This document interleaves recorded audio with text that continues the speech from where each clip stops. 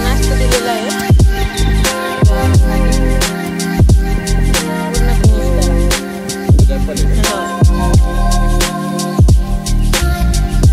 Traffic लागल्यावर खा.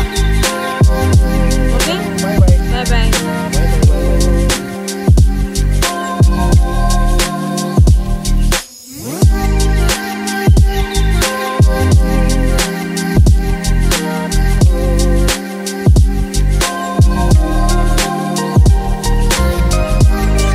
Hello everyone, welcome back to my YouTube channel. आणि आज तुम्ही बघितलंच असेल, आज गुरुवार आहे आणि आज अमोल पण गेलेत ऑफिसला.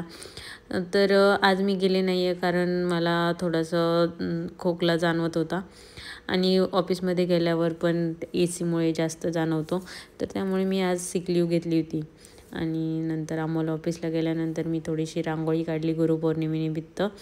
आणि मला आज आखाड पण तळायचा होता. म्हटलं आज घरी कोणी नाही आहे आणि गोडू पण स्कूलला गेली आहे, तर आखाड तळून घेऊया, म्हणजे थोडे थोडे कामं होऊन जातील. तर रांगोळी झाल्यानंतर मी लगेचच गूळ कापायला घेतला. साधारण मी अर्धा किलो गूळ कापून घेतला.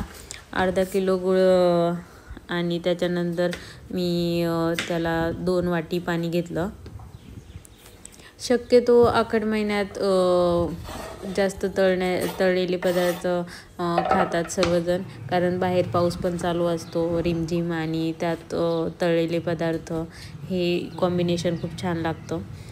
तर अशा पद्धतीने मी पण आज घरीच होते, त्यामुळं म्हटलं की कापण्या करूयात. तर कापण्या करण्यासाठी मी घेतलं होतं गूळ. तर गूळ इथे मी कापून घेतला आहे आणि तो गूळ मी एका पातेल्यात काढून घेतला, कारण मग तो गरम पण करायचा आहे, त्याला विरघळून घ्यायचं आहे पूर्णपणे. तर त्याच्यासाठी 2 वाटी पाणी घेतलं आहे.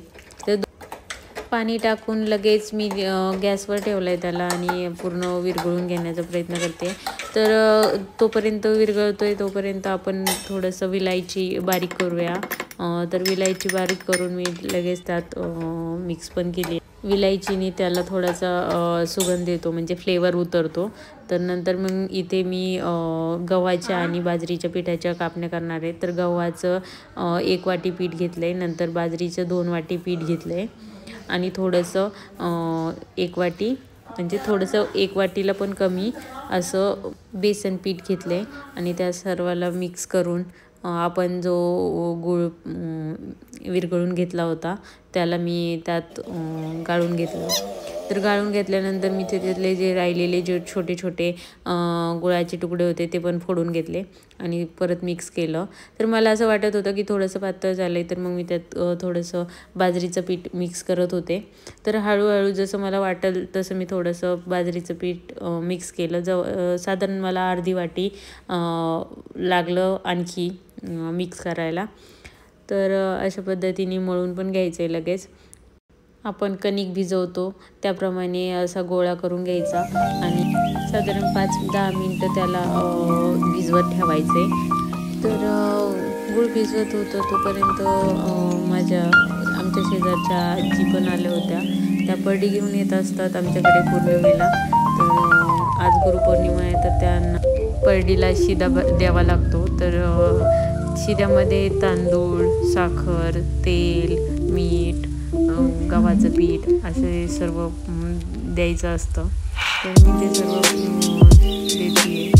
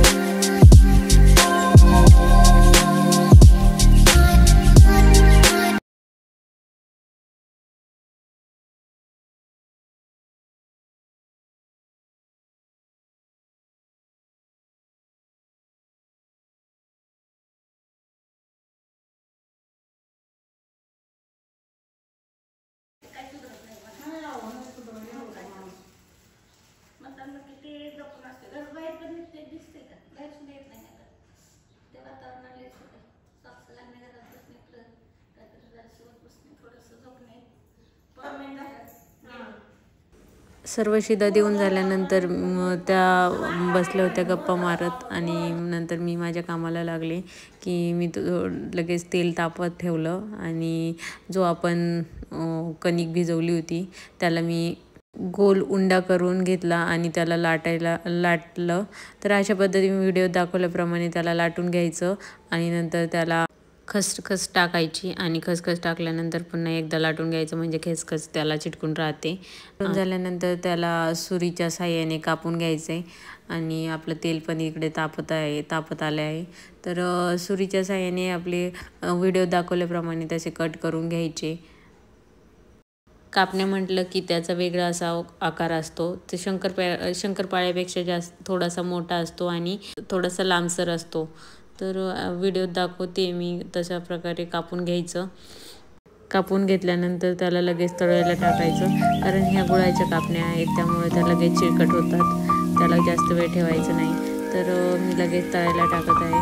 तुम्ही बघू शकता त्याचा आकार कसा आहे. सर्व कापण्या तेलात टाकल्यानंतर त्याला साधारणतः 7 ते 8 मिनिट लागतात पूर्ण तळायला. मी लगेच दुसरा उंडा करून पटपट करून घेतला कारण गुडू शाळेतून आल्यानंतर मला काही करून देत नाही. तर सर्व मुलांचं असतंच की त्यांना शाळेतून कुठून पण आल्यानंतर त्यांना आई पाहिजे.